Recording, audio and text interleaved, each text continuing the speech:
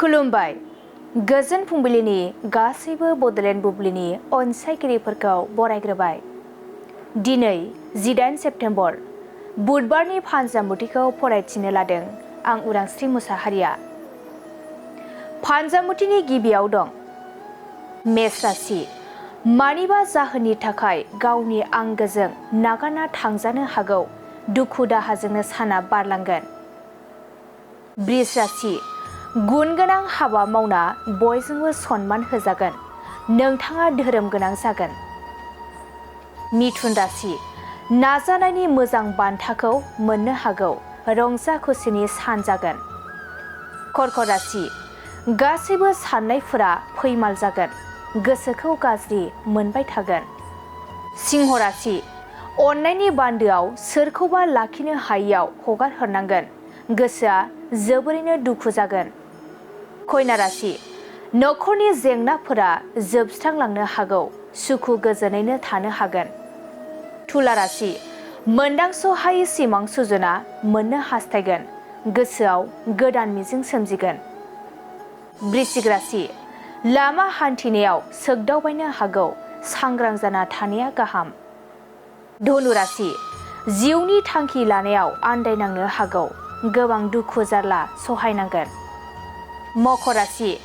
मोजां हाबा मावनो खाबु मोनगोन, गोजौ फारसे जौगालांगोन। कुम्भ राशि।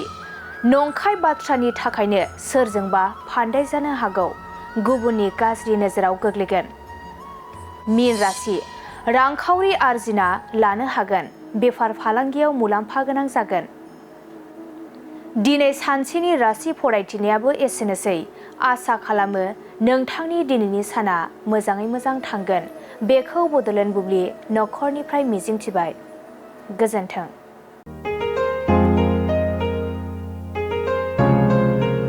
मोनसे फोसावथाय नोंथांमोननि थाखाय मोनसे गोजोनथाव खौरां लानानै फैदों।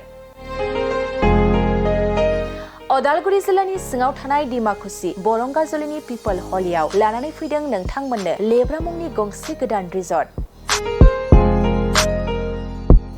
नोंथांमोना बे लेब्रा मुंनि गंसे गोदान रिजर्टखौ तामुलपुर रडनिफ्राय फैब्ला सुख्लाय ब्रिजनि आगदा आरो अदालगुरि रडनिफ्राय फैब्ला सुख्लाय ब्रिजनि सिगाङाव आगसिथिंजाय मोननो हागोन।